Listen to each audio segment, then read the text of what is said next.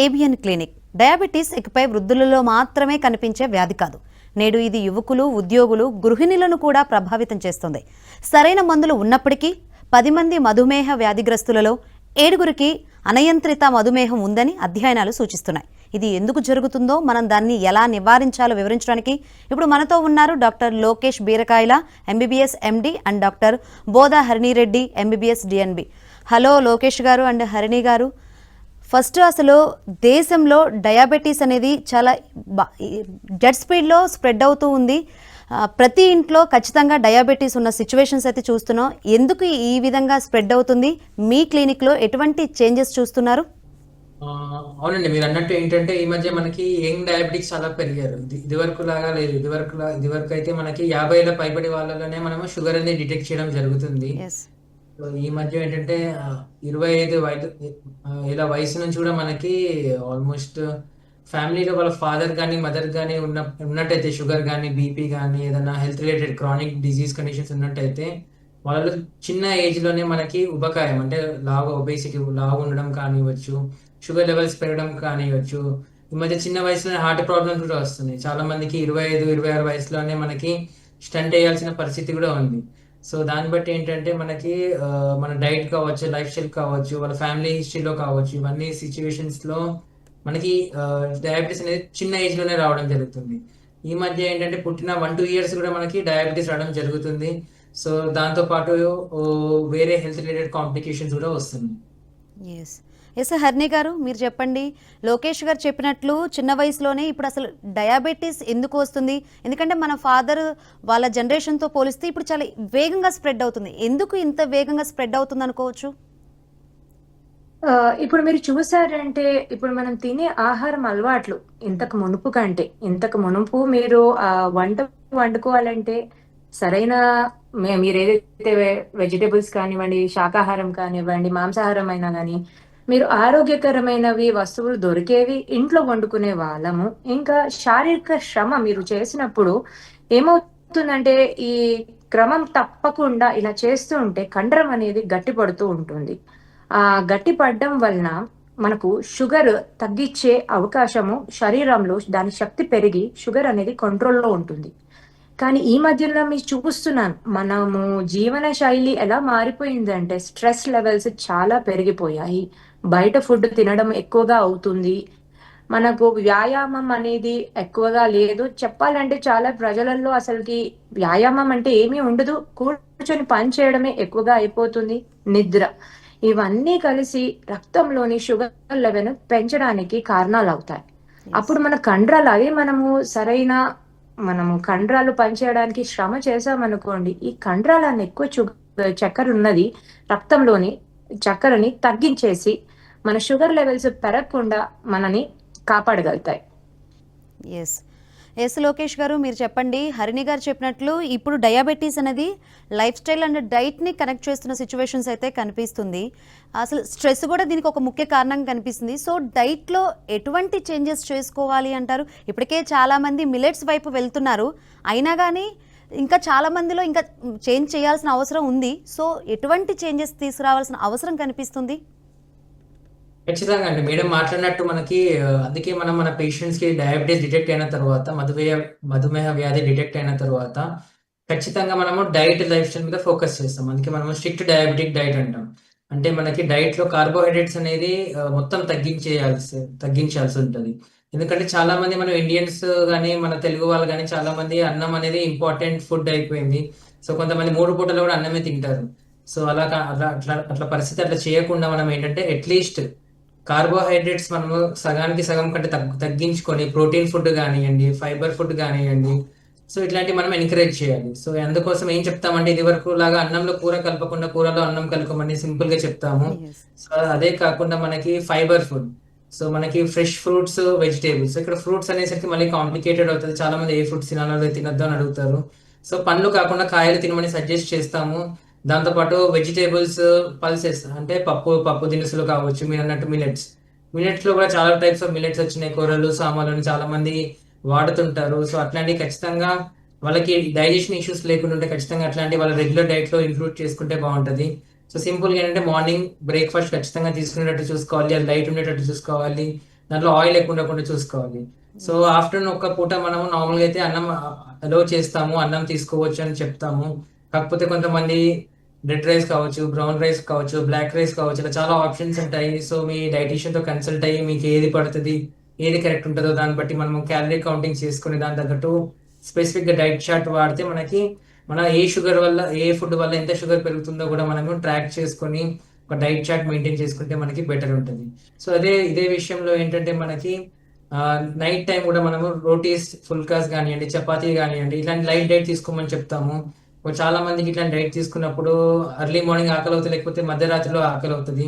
So అలా కాకుండా ఉండడానికి మనం ప్రోటీన్ సప్లిమెంట్స్ కానీ, ప్రోటీన్ పౌడర్స్ ఐదర్ పాలలో కానీ నీళ్ళలో కానీ కలుపుకొని అట్లీస్ట్ బ్రంచ్ టైం అంటే మార్నింగ్ 11 o'clock అట్లా, ప్లస్ ఈవినింగ్ 4 o'clock అట్లా, లేకపోతే పోస్ట్ డిన్నర్ కూడా మనకి ఇట్లాంటి ప్రోటీన్ సప్లిమెంట్స్ లాంటివి తీసుకుంటే మన పేషెంట్స్ కి సెటైటీ అంటే కడుపు ఫుల్ గా ఉంటుంది, దాంతోపాటు ఆకలి ఎక్కువ అవ్వదు, దాంతోపాటు షుగర్ అనేది కూడా మనకి మంచి కంట్రోల్లో ఉంటుంది. సో ఈ డైట్ అనేది చాలా మెయిన్ పాయింట్. మీరు ఎంత పెద్ద మెడిసిన్స్, ఇంజెక్షన్స్ తీసుకున్నా కానీ, ఇంజెక్టబుల్స్, ఇన్సులిన్స్ తీసుకున్నా కానీ, ఒకవేళ డైట్ సరిగ్గా మెయింటైన్ చేయకుండా మీరు తరచూ పిండి వంటలు కానివ్వండి, ఏదైనా స్నాక్స్ కానీ, జంక్ ఫుడ్ కానీ తీసుకుంటే మీరు షుగర్స్ అనేది ఖచ్చితంగా కంట్రోల్లో రాకపోవచ్చు. ఎస్ హర్ని మ్యామ్, మీరు చెప్పండి, ఇప్పుడు లైఫ్ స్టైల్లో ఖచ్చితంగా చేంజెస్ తీసుకురావాలి అని చెప్తున్నారు. సో ఓవర్ వెయిట్ మధుమేహానికి ఏమన్నా సంబంధం ఉందా, ఏమైనా ఇంటర్లాక్ ఉందా మ్యామ్? చాలా బాగా కనిపెట్టారండి మీరు. ఈ రెండు ఏవైతే మధుమేహం అని అంటామో, ఇంకా ఓవర్ వెయిట్ అయినా ఉబకాయ మనము ఒబేసిటీ అని అంటాము, ఇవి మీరు ఆలోచించాలంటే ఇద్దరు మంచి స్నేహితులు అనుకోండి, చాలా మంచి భాగస్వాములు. సో ఈ పార్ట్నర్షిప్ వలన మనకేమవుతుంది, దీన్ని మేము పిలుస్తున్నాము డైబెసిటీ అని. ఈ పార్ట్నర్షిప్ వలన మనకేమి ఉపయోగమా, మనకేమి హానికరము అని అంటే, ఇప్పుడు మీరు చూడండి, మీరు ఎవరైనా ఇంటికి పిలుస్తారు భోజనానికి, మీరు వాళ్ళ ఇంటికి వెళ్తారు, గేట్ కొడతారు, తలుపు కొడతారు, కానీ వాళ్ళు గేట్ తీయకుండా రండి లోపలికి రండి అంటే మీరు వెళ్ళగలరా?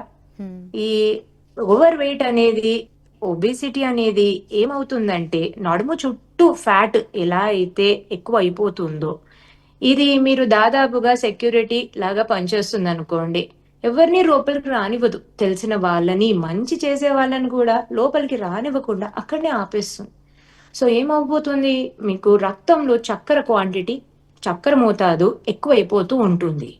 అప్పుడు ఈ రాను ఈ చక్కెర అనేది మళ్ళీ వేరే శరీర భాగాల్లో మార్పులు చేకూర్చి మళ్ళీ దాని వలన బరువు పెరుగుతుంది. ఒకదానికొకటి ఇది పార్ట్నర్ ఎలా పనిచేస్తుంది అంటే, తన వంతు కృషి ఉబకాయం చేస్తుంది, మన ఒబేసిటీ, ఇంకొకటి మధుమేహము తన వంతు కృషి చేసి ఆఖరికి ఒక పేషెంట్ని డయాబెటీస్తో పాటు ఇంకా వేరే జబ్బులు వచ్చే దిశలో అడుగులు నెమ్మదిగా వేయిస్తూ ఉంటుంది.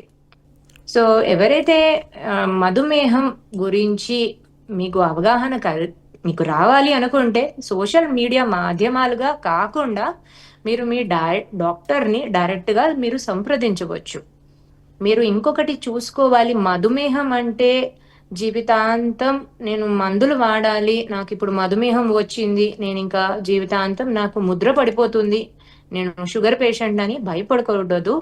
ఎందుకంటే ఇప్పుడు మనకి కొత్త ఏదైతే ముందుగా డాక్టర్ గారు చెప్పారో, మనకి కొత్త మెడిసిన్స్ వచ్చాయి, కొత్త మార్గాలు కూడా వచ్చాయి.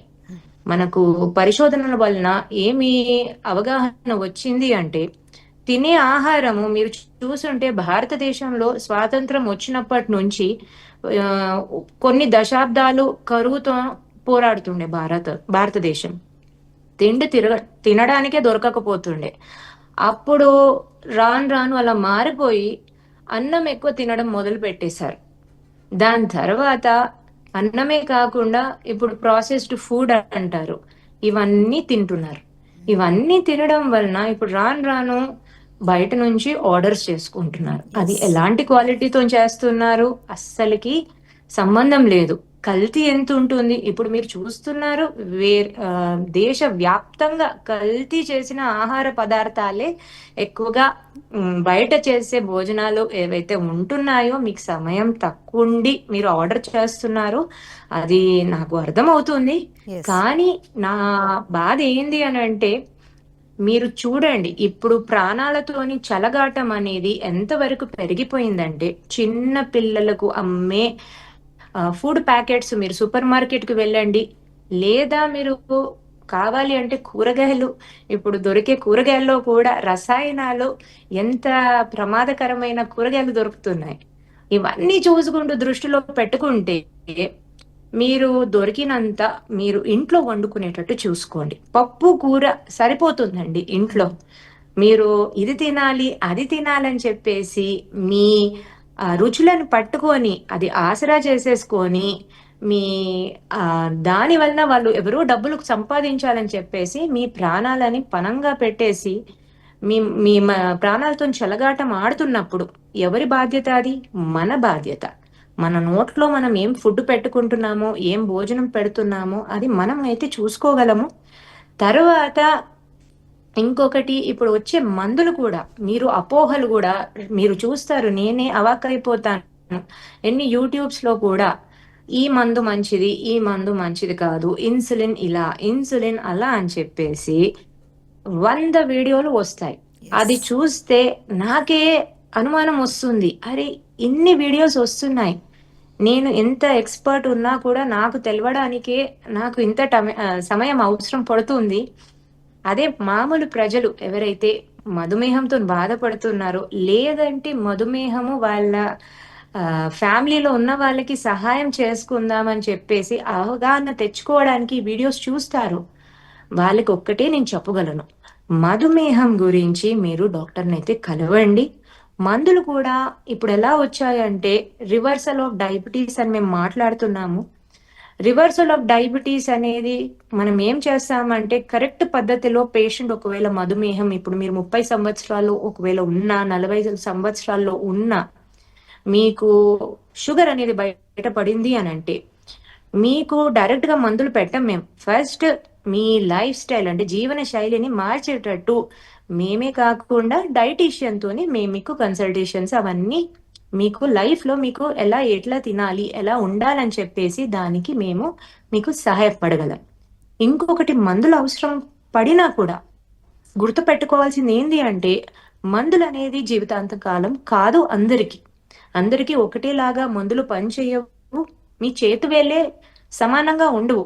ఒక జబ్బు భారతదేశం మొత్తము ఎఫెక్ట్ అవుతున్నప్పుడు అందరికి, మా తెలిసిన వాళ్ళల్లో కూడా నాకు షుగర్ ఉంది, వాళ్ళకు ఆ మందు పనిచేస్తుంది కాబట్టి నాకు కూడా ఆ మందే పనిచేయాలి. పాపం వాళ్ళకి కిడ్నీ జబ్బు వచ్చి పోయారు, వాళ్ళు జీవితాంతం మందులు వాడారు, ఇన్సులిన్ వాడారు, నాకు కూడా అలానే అవుతుందని అనుకోకండి. మెడిసిన్స్ మంచిగా వాడుకుంటే మనము కంట్రోల్ చేసుకోవచ్చు. షుగర్ అనేది స్టార్టింగ్ స్టేజెస్ లో ఎవరికి అయితే ఎక్కువగా అవకాశం ఉంటుందంటే 10 సంవత్సరాల లోపు షుగర్ బయటపడింది అని తెలిసిన వాళ్ళకి మాత్రం ఎక్కువ అవకాశాలు ఉంటాయి షుగర్ మళ్ళీ తిరిగి సెట్ అవ్వడానికి. సో దీని గురించి మీకు ఇంకా అవగాహన కావాలి అని అంటే మీరు డాక్టర్ గారిని సంప్రదించవచ్చు. కానీ పేషెంట్స్ చెప్పేది కూడా వాళ్ళు చేస్తున్నారు కదా, వాళ్ళకి జబ్బు ఉంది కదా, జబ్బున్న వాళ్ళకి ఎక్కువగా నాలెడ్జ్ ఉంటుంది, అవగాహన ఉంటుంది అనుకోవడం కూడా తప్పు.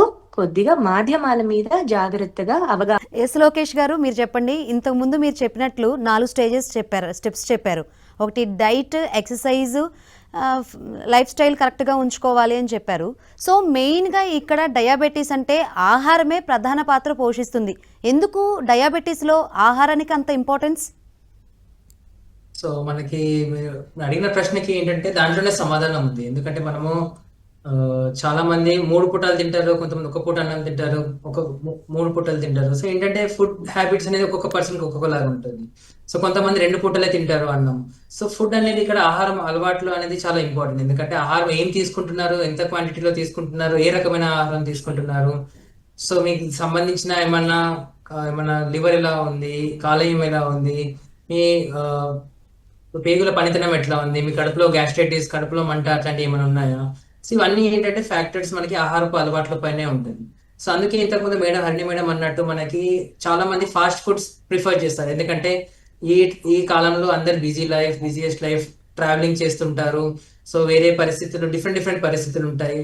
సో దాన్ని బట్టి మనము చాలా మంది ఇన్స్టెంట్ ఫుడ్స్ కానీ, ఇన్స్టెంట్ నూడిల్స్ కానీ, ఫాస్ట్ ఫుడ్స్ కానివ్వండి, సో దాంతోపాటు క్యాన్డ్ ఫుడ్స్, ప్రాసెస్డ్ ఫుడ్స్, ఇవన్నీ ఏంటంటే వీటిలలో మనకి చక్కెర స్థాయి ఎక్కువ ఉంటుంది, ఉప్పు స్థాయి ఎక్కువ ఉంటుంది, సో వేరే ప్రిజర్వేటివ్స్ ఉంటాయి, సో కొన్ని కార్సినోజెన్స్ అంటాం. సో వీటి వల్ల కూడా ఏంటంటే క్యాన్సర్ ఉత్తేజం పరిచే ప్రిజర్వేటివ్స్ కూడా ఉంటాయి. సో అందుకోసం ఏంటంటే మనము చాలా మందికి ఇట్లాంటివి అవాయిడ్ చేయమని చెప్తాము. సో ప్రాసెస్ ఫుడ్స్ లో ఎక్కువ సాల్ట్ కావచ్చు, ఎక్కువ షుగర్ కావచ్చు ఉంటాయి. సో డయాబెటిక్ పేషెంట్సే కాదండి, అందరికి ఓవరాల్ అందరికీ ఇది హానికరం. సో అట్లా అందుకోసమే మనం ఇన్స్టెంట్ ఫుడ్స్ అవాయిడ్ చేయండి. ఒకవేళ బయట కంట్రీస్ లో ఒకవేళ తిరుగుతున్నట్టయితే అక్కడ సీజనల్ ఫుడ్స్ ఉంటాయి, సీజనల్ ఫ్రూట్స్ ఉంటాయి. సో అట్లాంటివి చూసుకొని తీసుకోవాలి. సో అదే మనం డయాబెటిక్ పేషెంట్స్ లో వచ్చేసి మీరు అన్నట్టు మనకి కాంప్లెక్స్ కార్బోహైడ్రేట్స్ అంటాం. అంటే ఈజీగా డైజెషన్ కాకుండా మీరు అన్నట్టు ఓట్స్ కావచ్చు, మిల్లెట్స్ కావచ్చు, క్వినోవా కావచ్చు, ఇవన్నీ ఏంటంటే కొంచెం కాంప్లెక్స్ కార్బోహైడ్రేట్స్ ఉంటాయి. ఇవి డైజెషన్ కావడానికి బాడీ ఎక్కువ టైం తీసుకుంటుంది.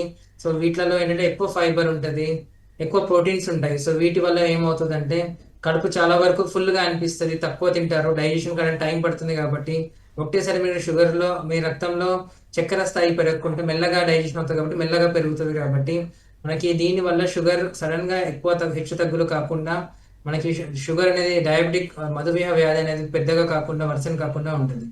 సో అందుకోసమే మనకు డైట్ అనేది ఇంపార్టెంట్. అందుకే మనము చూస్తే మన చరిత్రలో మన పూర్వీకులు ఎప్పటి నుంచో ఫాస్టింగ్ పద్ధతి ఫాలో అవుతారు. సో ఒక్క పొద్దులు అంటారు, దాని డిఫరెంట్ ప్లేసెస్ లో డిఫరెంట్ పేర్లు వాడుతుంటారు. సో ఖచ్చితంగా ఏంటంటే మనకి ఫాస్టింగ్ అంటే అట్లీస్ట్ ఒక 8 to 12 అవర్స్ అట్లాంటి ఫాస్టింగ్ మెయింటైన్ చేస్తే బాడీ అనేది డీటాక్స్ అవుతుంది. మనకి జీర్ణక్రియకి సంబంధించిన శక్తి మెరుగవుతుంది. సో వాటికి కూడా సఫిషియంట్ రెస్ట్ ఉంటుంది. సో దాంతోపాటు హైడ్రేషన్, దాంతోపాటు ఆల్రెడీ బాడీలో కానీ రక్తంలో కొవ్వు పేరుకున్నది కూడా మనకి దాని చలనం అయ్యి దాని కూడా మనకి ఎనర్జీకి యూజ్ చేసుకుంటుంది బాడీ. సో దానివల్ల కూడా మనకి ఏంటంటే షుగర్ స్థాయి అనేది కంట్రోల్లో ఉంటుంది. సో అందుకోసం ఖచ్చితంగా ఫాస్టింగ్ లాంటి అలవాటు ఉండి వేరే హార్ట్ సంబంధించిన కానీ, కిడ్నీ సంబంధించిన కానీ ప్రాబ్లమ్స్ ఏం లేకపోతే ఖచ్చితంగా మీరు ఇట్లాంటి ఫాస్టింగ్ ట్రై చేయొచ్చు. సో చాలా మంది ఇప్పుడు ఇండియన్ డైట్ మేడం అన్నట్టు ఇండియన్స్ ఒకప్పుడు కష్టపడినారు, దాన్ని మనం ఇండియన్ ఫినోటైప్ అంటే మనం జన్యుపరంగా కూడా మనం ఎంత తింటున్నామో అంత దాని తగ్గట్టు పని కూడా చేయాలి. సో ఈ మధ్య చూడవచ్చు, ఇది వరకు మనము నడుచుకుంటూ వెళ్ళేటోళ్ళు మన పూర్వీకులు, లేకపోతే సైకిల్ మీద వెళ్ళేవాళ్ళు. ఇప్పుడు మనకి సైకిల్ కానీ, రిక్షా కానీ చాలా తక్కువ కనపడతాయి. చాలా మంది 2 వీలర్స్ కానీ, 4 వీలర్స్ కానీ, ఈ మధ్య ప్రైవేట్ జెట్స్ కావచ్చు, ఒక 2-3 గంటల్లో వేరే దేశంలోకి వెళ్ళిపోయే పరిస్థితి ఉంది మనది. సో దాంతో పాటు ఏంటంటే వ్యాయామం అనేది తక్కువైపోయేసరికి ప్లస్ దాంతోపాటు మన ఫుడ్ కూడా మనం తగ్గించుకోవాలి. ఇప్పుడు మీరు చూస్తే జపాన్ లో కానీ, యూరోప్ లో కానీ మెడిటేరియన్ డైట్ అనేది ఉంటుంది. ఎందుకంటే దాంట్లో ఆలివ్ ఆయిల్ తీసుకుంటారు. వాళ్ళ డైట్ ఓన్లీ ప్రోటీన్ ఫుడ్స్ ఉంటాయి, కార్బోహైడ్రేట్స్ అస్సలు ఉండదు. అదే మన ఇండియన్, ఎస్పెషల్లీ మన సౌత్ ఇండియాలో చూస్తే మనం చాలా మంది అన్నం మీద ఫుడ్ ఖచ్చితంగా అన్నం తినండి వాళ్ళ రోజు జరిగినట్టు ఉండదు. సో అందుకోసము మనకి డైట్ మీద ఖచ్చితంగా ఫోకస్ చేయాలి. అది ఫోకస్ చేస్తే ఖచ్చితంగా మీరు షుగర్ కంట్రోల్లో పెట్టుకోగలుగుతారు. ఎస్ మ్యామ్, మీరు చెప్పండి హరిణి మ్యామ్. ఏ ప్రాబ్లం వచ్చినా, డయాబెటీస్ కాదు, ఏ ప్రాబ్లం వచ్చినా మనం మెయిన్గా సోషల్ మీడియాని అప్రోచ్ అవుతున్నాం ఇప్పుడు సిచ్యువేషన్స్లో. సో దాన్ని చూసి ఎంతవరకు తీసుకోవాలి, అంతేకాకుండా డయాబెటీస్లో లక్షణాలు ఒక్కొక్కరిలో ఒక్కొక్కలాగా ఉంటాయా? డయాబెటీస్ వస్తే అది సైలెంట్ కిల్లర్ అంటారు, ప్రతి ఆర్గన్ మీద దాని ప్రభావం చూపుతుంది అంటారు. కాబట్టి సో ఏ విధంగా సోషల్ మీడియా నుంచి ఎంతవరకు తీసుకోవాలి, ఏ విధంగా ఉండాలి అంటే ఏం చెప్తారు మేడం ఫైనల్గా? ఎవరైతే ఇప్పుడు అందరూ చూస్తున్నారు, చిన్నపిల్లల నుంచి వృద్ధులు కూడా సోషల్ మీడియా అని అంటే పొద్దున్న నుంచి రాత్రి వరకు ఫస్ట్ నాకు పేషెంట్స్ ఇచ్చే కంప్లైంట్స్ అవే. ముందు పాతకాలంలో టీవీ చూసేవాళ్ళని చెప్పేవారు, ఇప్పుడు సోషల్ మీడియా ఎక్కువ అయిపోయింది. ఇది మీరు ఎలా ఆలోచించాలంటే, డాక్టర్ చేతిలో ఉన్న కత్తి పేషెంట్ ప్రాణాన్ని కాపాడగలదు, అదే కత్తి హాని చేసే వ్యక్తుల చేతిలో పెడితే అది ఏ హాని వరకు ఎంతవరకు వెళ్ళాలన్నా అంతవరకు వెళ్ళొచ్చు. అది చెప్పేసి ఇప్పుడు ఇది ఎలా, మీరు ఇప్పుడు మీకు ఒక టాపిక్ పైన మీకు అవగాహన కావాలనుకోండి, ప్రజలకు నేను విన్నవించుకునేది ఒకటి, ఎవరు చెప్తున్నారో ఫస్ట్ అక్కడ క్యాచ్ చేయండి. ఇంకొకటి, రెండవ ముఖ్యమైన విషయము, పెయిడ్ ప్రమోషన్స్ ని మీరు ఆ కంటెంట్ ఎంత ఉంది పెయిడ్ ప్రమోషన్స్ చూసుకోండి. వాళ్ళకి డబ్బులు వచ్చాయి కాబట్టి వాళ్ళు చెప్తున్నారా, లేదు ప్రజలకు అవగాహన కావాలి, ఖచ్చితంగా ప్రజలు ఆరోగ్యంగా ఉండాలి అని చెప్పేసి ఛానల్స్ కూడా లేకుండా డాక్టర్స్ ప్రయత్నం చేస్తున్నారు. మీరు ఒకలా ఆలోచించాలంటే ఖచ్చితంగా మీరు అడుగుతుండొచ్చు, డాక్టర్సే వచ్చేసి ఎక్కువగా చెప్పొచ్చు కదా ప్రజలకు అవగాహన. అంటే ఉన్న బిజీ లైఫ్ లో డాక్టర్స్ కి ప్రతిసారి బిట్స్ తీసుకుంటూ రీల్స్ క్రియేట్ చేసుకుంటూ పేషెంట్ కి రోజు రోజు వీడియోస్ తీయడము చాలా వరకు కష్టతరం. ఇప్పుడు మీరు ప్రమోషనల్ ప్రోడక్ట్స్ గురించి ఇప్పుడు ఒక అతి ముఖ్యమైన రీసెర్చ్ కూడా బయటపడ్డది. మీరు చూస్తుంటే భారతదేశంలో మీరు ఈ మధ్యలోనే కాదు, ఈ మధ్యలో మీరు చూస్తున్నారు మన శుద్ధమైన దేశీ ఆవు నెయ్యి ఒకప్పుడు చాలా చెడ్డది. ప్రజలు దీన్ని తీసుకుంటే ఇంకా ఎట్టకేలకు జబ్బులు మాత్రం ఖాయం అని చెప్పేసి మన మన దేశం కాని దేశాలు మన వేలెత్తి చూపించినప్పుడు మన ప్రజలు గుడ్డిగా నమ్మారు. దాని తర్వాత ఏం చేశారు, పువ్వు నూనె, సీడ్స్ ఆయిల్ అని చెప్పేసి రిఫైన్డ్ ఆయిల్ లో వాడకము ఎక్కువగా అయిపోయింది. అది వాడాక ఇప్పుడు వేరే ఆయిల్స్ అని చెప్తున్నారు. కానీ మీరు గుర్తు పెట్టుకోవాల్సింది ఒక్కటి, మళ్ళీ ఇప్పుడు ఆ భారతదేశం కాని దేశాలు అయితే ఉన్నాయో అవే ఏం చెప్తున్నాయి, చాలా మంచిది నెయ్యి, అది ఎంత నెయ్యి ఎలా మంచికరం చేసి మంచి ఉంటుందంటే శరీరానికి, కాఫీ ఘీ అని చెప్పేసి కూడా అన్ని అవుట్లెట్స్ కూడా ఓపెన్ అప్ అయిపోతున్నాయి. మీకు మీరు గుర్తు పెట్టుకోవాల్సింది ఒకటి, మన భారతదేశంలో ఉన్న సాంప్రదాయమైన భోజనానికి మీ పిల్లల్ని అలవాటు చేయండి ఫస్ట్.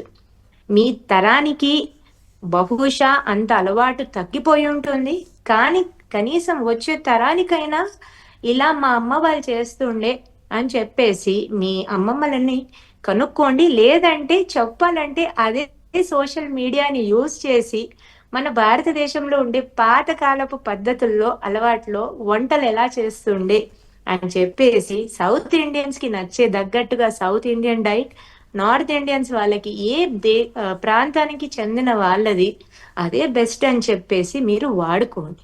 ఇంకొకటి మీరు చూసుంటారు, మనము ముందు తెలంగాణలో కానీ ఆంధ్రదేశాల్లో కానీ మనం ఎక్కువగా అన్నం తినేవాళ్ళం కాము పాత రోజుల్లో. ఇప్పుడు కాదు, దశాబ్దాల కిందట మనం మామూలుగా రాగులు కానివ్వండి, వేరే మిల్లెట్స్ అనేది దేశం మొత్తున నార్త్ ఇండియాలో బాజ్రా కానివ్వండి, మిల్లెట్స్ మీదనే జొన్నలపైనే ఆధారపడి ఉండేవాళ్ళం.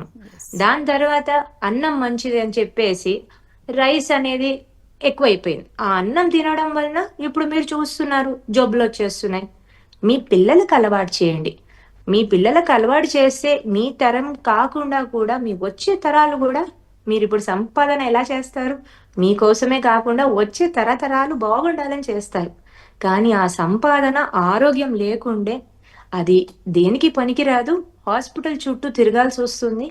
అందుకని మీరు భావి తరానికి ఈ అలవాట్లు ఏదైతే మన సాంప్రదాయమైన మన భారతదేశపు ఫుడ్స్ హ్యాబిట్స్ అంటారు, bread items, bakery items, packet పిల్లలకు కావాలని అంటే మీరు వెంటనే వెళ్ళేసి మన్మరాలికి ప్రేమ ఎక్కువైపోయిందని చెప్పేసి మీరు చిప్స్ ప్యాకెట్, కుర్కురే ప్యాకెట్స్ కొనిచ్చేస్తారు. దాని బదులు బెల్లం పెట్టండి చేతిలో, సరిపోతుంది.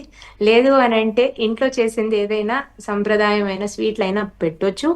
ఇంకొకటి మేడం చెప్తున్నారు ఇప్పుడు లక్షణాలు ఎలా ఉంటాయి అని చెప్పేసి, గుర్తు పెట్టుకోవాల్సిన విషయము, చేప కింద నీరులాగా ప్రవహిస్తుంది మధుమేహం అనేది. జబ్బు వచ్చిన వారికి కూడా ఇంకా వేరే ప్రాబ్లమ్స్ ఉన్నాయో లేవో కూడా తెలీదు. చూడ్డానికి పైన చాలా బాగుంటుంది, సముద్రం లోతు తెలియదు అంటారు చూడండి, అలానే మధుమేహం జబ్బుకి లోతు తెలియదు.